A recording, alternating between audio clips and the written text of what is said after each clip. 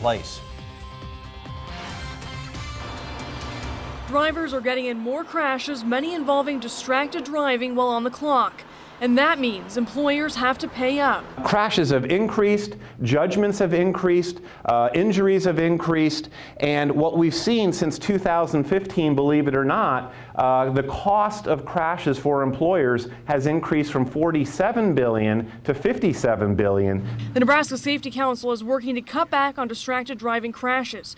Wednesday, the nonprofit hosted a seminar explaining the importance of having a company zero-tolerance distracted driving policy.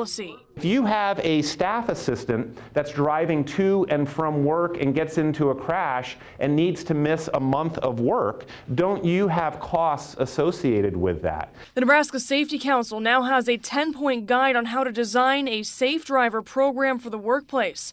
It recommends frequent training for employees, routine maintenance checks for vehicles, and a zero-tolerance cell phone policy. If you're an employer and you're offering your employees HAZWOPER training, maybe aerial lift training, I heard forklift training earlier today, why aren't you offering your employees driving training?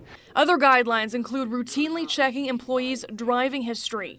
Building an effective policy on distracted driving can control the cost of risk when employees get behind the wheel. If somebody is seriously hurt or killed, which can obviously increase if they're not wearing a seatbelt, that hurts their image, their brand in the marketplace. It can cause other employees to have stress and emotional strain after something like that occurs in a work environment. For Safe Roads Now, I'm Megan Hahn, 3 News Now.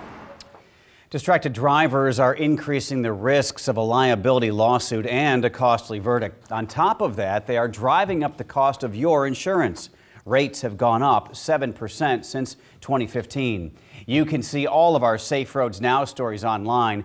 We also want to hear from you. Tell us how distracted drivers are affecting you. Email us at saferoads@3newsnow.com.